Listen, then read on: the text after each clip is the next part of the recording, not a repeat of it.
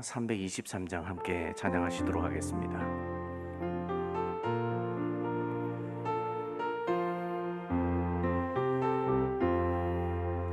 푸른 바다 나서니 몸 어디든지 가오리다. 괴로우나 즐거우나 주만 따라가오리니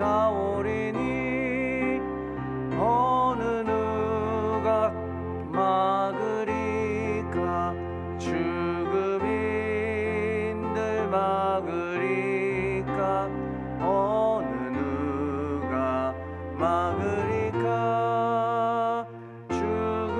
죽음인들 막으리까. 아골골짝 빈들에도 복음 들고 가오리다.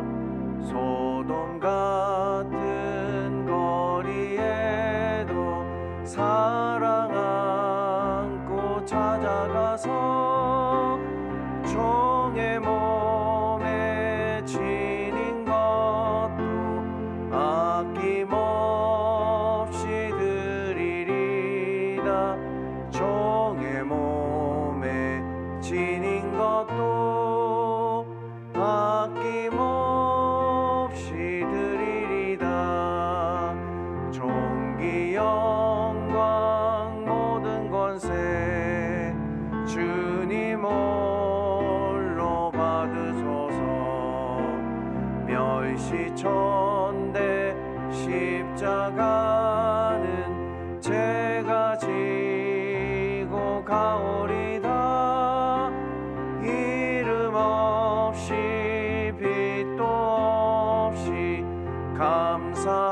감사하며 섬기리다.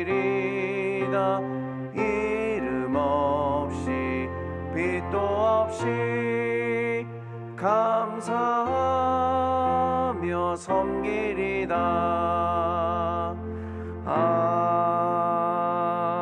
아멘. 오늘 말씀은 누가복음 9장 28절에서 36절의 말씀을 함께 살펴보도록 하겠습니다. 누가복음 9장 28절에서 36절의 말씀입니다. 제가 가진 성경 신약성경 107페이지에 있습니다. 한 절씩 교독하도록 하시겠습니다. 28절 제가 먼저 읽겠습니다.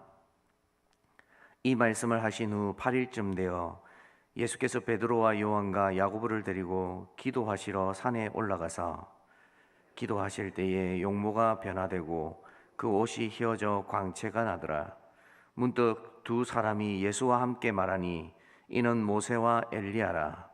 영광 중에 나타나서 장차 예수께서 예루살렘에서 별세하실 것을 말할세.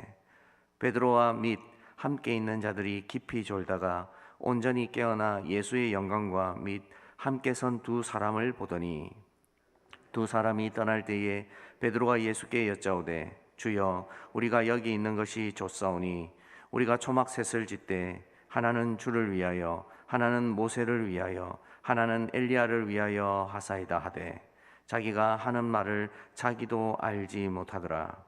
이 말할 즈음에 구름이 와서 그들을 덮는지라. 구름 속에서 들어갈 때에 그들이 무서워하더니 구름 속에서 소리가 나서 이르되 이는 나의 아들 곧 택함을 받은 자니 너희는 그의 말을 들으라 하고. 함께 읽겠습니다. 소리가 그침에 오직 예수만 보이더라. 제자들이 잠잠하여 그 본 것을 무엇이든지 그때에는 아무에게도 이르지 아니하니라. 아멘. 우리는 오늘 본문의 말씀에서 세 명의 제자가 특별한 경험을 하는 사건을 보게 됩니다. 일명 변화산 사건입니다. 이 병행구절인 마태복음 말씀과 마가복음 말씀이 있는데 이 마태복음과 마가복음에는 이 말씀을 하신 엿새 후라고 정확하게 표현되어 있습니다. 근데 오늘 말씀은 누가가 8일쯤 되었다라고 이야기합니다. 어쨌든 누가는 지금 이 사실을 기록하면서 굉장히 중요한 사건을 우리에게 알려주고 있는데 베드로와 그리고 야고보와 요한이 예수님이 특별히 구별하여서 산에 데리고 올라가셨다는 것입니다. 여러분, 예수님께서 이 세 명의 제자를 따로 부르셔서 특별한 사건을 경험하게 하는 사건이 또 있습니다. 바로 해당장 야이로의 딸을 살리실 때에 이 세 명을 구별하여 데리고 들어가셨습니다. 뿐만 아니라 돌아가시기, 십자가 사역을 감당하시기 직전에 또 겟세마네 동산에서 이 세 사람을 특별히 데리고 올라가셨습니다. 그렇다면 오늘 이 세 사람을 왜 이렇게 특별한 사건 가운데 중심에 두고 있을까요? 이 세 명의 제자들을 가만히 보면 우리는 충분히 이해하고 알 수 있습니다. 베드로, 그는 초대교회의 지도자였습니다. 그가 앞으로 예수님이 죽으시고 성천하신 이후에 감당해야 할 사역이 남다른 사역이었습니다. 야고보는 어떻습니까? 초대교회의 첫 순교자였습니다. 순교자가 아무나 될 수 있습니까? 순교자는 하나님께서 하시는 일에 대한 확신 없이는 감당할 수 없는 위치에 있는 사람입니다. 그래서 하나님은 이 야고보를 데리고 올라가셨습니다. 그리고 마지막으로 요한은 어떻습니까? 다른 제자들이 다 순교하는 장면을 끝까지 지켜보아야 했고, 이 모든 전후의 사건을 끝까지 남아서 기록에 남겨야 했고, 하나님의 뜻들을 계속 가르치는 사역을 감당해야 했던 사람이었습니다.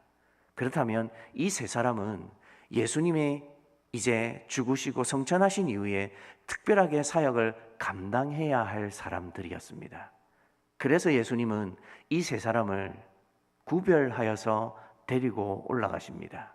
근데 오늘 본문의 사건은 예수님께서 이제 곧 죽으시고 승천하실 사건을 이야기한 다음에 얼마 지나지 않아 이 세 명의 제자들을 데리고 산에 오르셨습니다.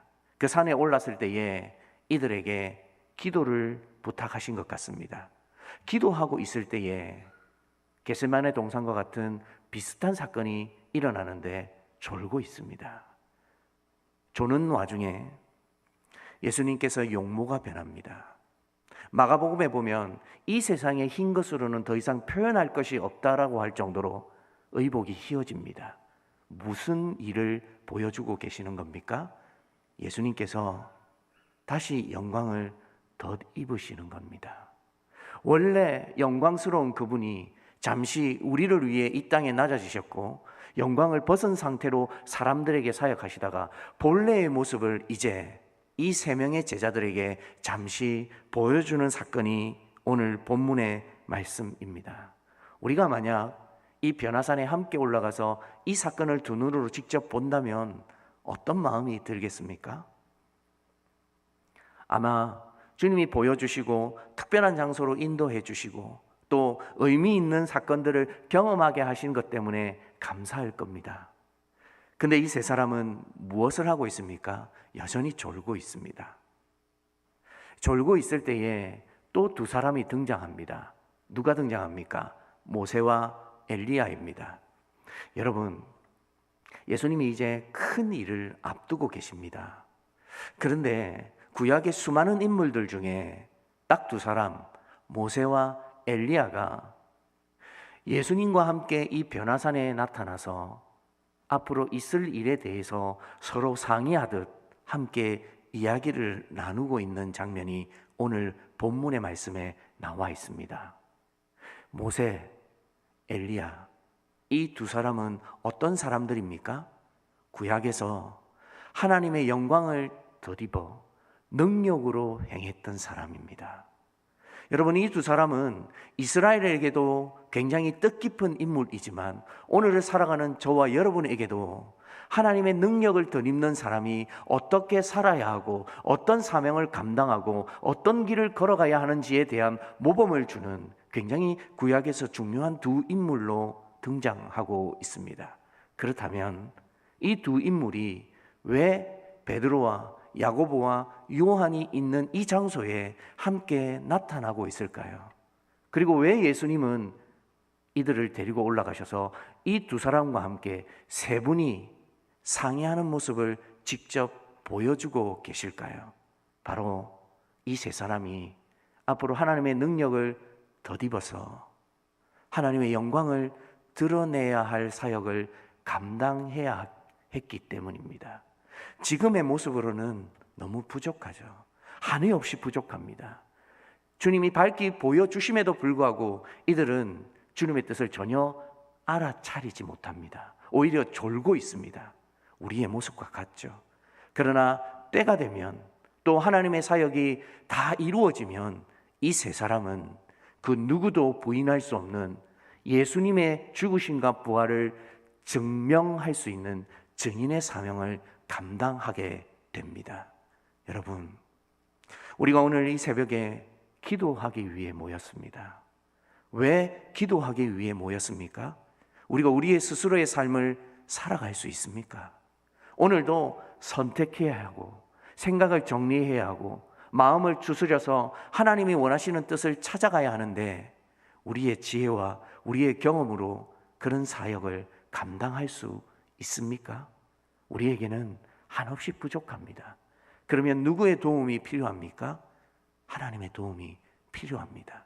주님이 직접 보여주시지 않으면 우리는 아무것도 알 수 없고 따를 수 없고 깨달을 수 없습니다.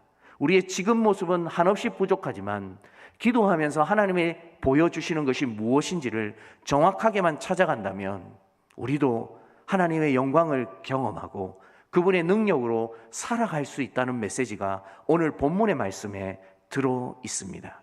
그러므로 오늘 이 새벽 시간에 저와 여러분들이 함께 기도해야 할 것이 무엇입니까? 주의 영광을 덧입어 하나님의 능력을 행할 수 있도록 도와주시옵소서. 이 기도 제목이 저와 여러분에게 필요한 새벽의 기도 제목이 아니고 무엇이겠습니까? 오늘 본문의 말씀은 계속 이어집니다. 우리 33절의 말씀을 함께 보았으면 좋겠습니다. 제가 읽어드리겠습니다. 두 사람이 떠날 때에 베드로가 예수께 여짜오되, 주여, 우리가 여기 있는 것이 좋사오니 우리가 초막 셋을 짓되 하나는 주를 위하여, 하나는 모세를 위하여, 하나는 엘리야를 위하여 하사이다 하되 자기가 하는 말을 자기도 알지 못하더라. 여러분, 이런 환상과 같은 신비한 능력, 신비한 사건을 경험하게 되면 우리도 이와 같이 여기가 좋사오니라는 말이 나오지 않겠습니까? 본래 우리가 하나님과 함께 있어야 할 존재이기 때문에 그분과 함께 있으면 그분의 영광 때문에 우리는 아마 그 마음에 기쁨도 소망도, 그리고 그분이 얼마나 우리를 사랑해 주시는지도 경험할 겁니다. 자고 있던 이들을 이제 이 신비한 능력과 광경을 보여주시면서 그들이 확연히 잠에서 깨었다라는 표현이 본문에 있습니다. 그리고 그들이 이윽고 세 분이 함께 대화하는 장면을 보고 그 마음에 그 대화에 집중하지 못하고 오히려 그 분위기에 집중합니다. 그리고 그들이 여기가 좋사오니라고 고백하고 있습니다. 이는 저와 여러분들도 이럴 수 있습니다. 그런데 여기가 좋사오니로 하나님은 사역을 마치고 싶은 것이 아닙니다. 34절의 말씀에 이렇게 이야기합니다. 이 말할 즈음에 구름이 와서 그들을 덮는지라. 구름 속으로 들어갈 때에 그들이 무서워하더니. 방금 33절에 여기가 좋사오니라고 이야기하면서 자기가 뭘 말하고 있는지도 잘 모르는 베드로가 구름이 임하여서 하나님이 말씀하시고자 하실 때에 두려웠다라는 표현이 등장합니다. 여러분, 신앙생활 하면서 특별한 경험 모두가 하고 싶죠. 그리고 그 경험을 통해서 내가 하나님으로부터 인정받고 싶은 마음도 있습니다. 그래서 때로는 잘못된 방법으로 환상이나 예언이나 그리고 성경적이지 않은 방법을 쫓는 분들도 있습니다. 근데 그런 것들이 우리에게 있어서 하나님의 뜻을 명확하게 하고 우리의 삶을 온전하게 하는 모습으로 갖추기는 것이라 볼 수 없습니다. 왜냐하면 주님은 우리에게 명확하게 보여주고 싶은 사건이 그리고 뜻이 있음에도 불구하고 우리는 여전히 하나님의 뜻을 잘 분별하지 못할 때가 많이 있습니다. 하나님 만약 저희에게 새로운 것을 보여주신다면 왜 보여주고 계시는지, 무엇 때문에 나에게 이렇게 역사하고 계시는지, 그리고 또 나는 어떻게 해야 하는지를 당연히 생각해야만 합니다. 그런데 오늘 본문의 베드로가 그러지 못했던 것처럼 저와 여러분들도 사실은 이런 경험을 하게 되면 그러지 못할 가능성이 굉장히 큽니다. 그렇다면 우리의 마음을 어디에 집중해야 합니까? 35절의 말씀을 보겠습니다. 구름 속에서 소리가 나서 이르되 이는 나의 아들 곧 택함을 받은 자니 너희는 그의 말을 들으라 하고. 아버지 하나님께서 그의 말을 들으라 하십니다. 왜요? 예수님의 말씀이 아니고는 우리의 이 어리석음을 벗겨내지 못합니다. 우리는 어디에 마음을 두어야 할지, 무엇을 두려워야 할지, 어디에 집중하고 살아야 할지 알지 못하고 살아가는 사람일 수밖에 없습니다. 그래서 오늘 이 새벽에 우리가 기도할 것은 제가 주님의 말씀을 듣고 기도하기를 원합니다 라는 마음의 자세를 가지고 있어야 합니다. 분별 없이는 아버지 앞에 가까이 갈 수 없고 아들의 말을 들을 수 없고 성령 하나님의 역사하심을 분별할 수 없습니다. 오늘 이 사건은 우리에게 중요한 교훈을 주는데 특별한 체험이 우리를 특별하게 만드는 것이 아닙니다.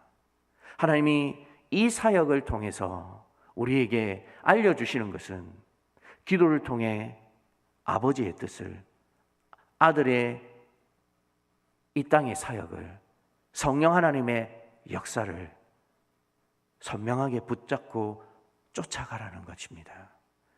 저와 여러분들이 오늘 이 새벽에 함께 나와 기도하는 것은 바로 그 하나님의 은혜를 간구하기 위함입니다. 하나님의 은혜 없이는 우리는 단 한마디도 기도할 수 없고 아버지의 뜻을 분별할 수 없습니다. 사랑하는 여러분, 말씀을 정리하겠습니다. 하늘에서 소리가 나서 이는 내 사랑하는 아들이요 내 기뻐하는 자라. 오늘 본문의 말씀은 나의 아들 곧 택함을 받은 자라고 이야기합니다. 세례 요한이 세례 베푸는 광경에서 예수님의 머리 위에서 있었던 사건이 오늘 변화산에서 단 3명의 제자가 직접 보고 경험할 수 있도록 하나님께서 오늘 다시 역사하여 주시는 이 사건을 보십시오. 하나님은 우리를 위해서 아들까지 보내어 주셔서 거듭 그 사건을 정언할 수 있도록 확실한 정언을 보여주고 계십니다. 그렇다면 우리가 오늘 이 새벽에 하나님의 뜻을 분별하기 위해 기도한다면 이렇게 명확하고 이렇게 선명한 아버지의 뜻을 하나 둘씩 알아갈 수 있지 않을까요? 오늘 저는 이 설교의 제목으로 그의 말을 들으라 라고 했습니다. 아버지의 마음입니다. 그의 말을 들으라. 오늘 이 새벽에 저와 여러분들이 그분의 말씀을 듣고 그분의 뜻을 분별하고 내가 어떻게 살아가야 할지를 알아가는 복된 시간이 되기를 주님의 이름으로 소원드립니다. 기도하겠습니다. 사랑하는 주님, 우리는 신앙을 가졌으나 때로는 베드로와 야고보와 요한처럼 살아갈 때가 많이 있습니다.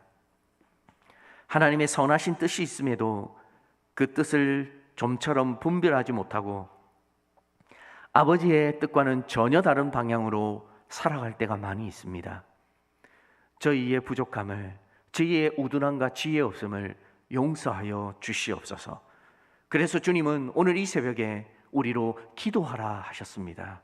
이 기도가 아버지의 마음을 알아가고 아들의 사역을 분별하고 성령 하나님의 도움을 얻을 수 있는 시간들이 되게 하여 주시옵소서.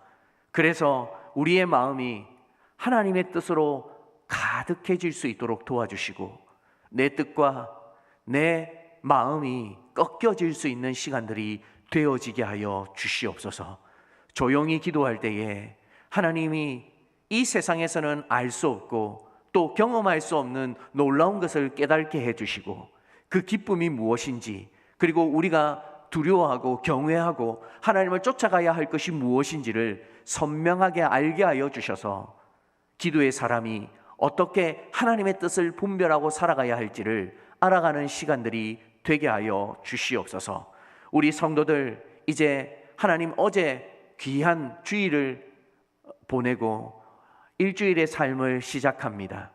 이 일주일의 삶 속에서 더 많이 하나님의 뜻을 알아갈 수 있도록 도와주시고, 때로는 우리의 마음이 어렵고 힘든 순간이 온다 할지라도 기도를 통하여 아버지의 보좌 앞에 나아가 하나님의 뜻을 분별하고 답을 얻어 나아갈 수 있는 성도들이 되게 하여 주시옵소서.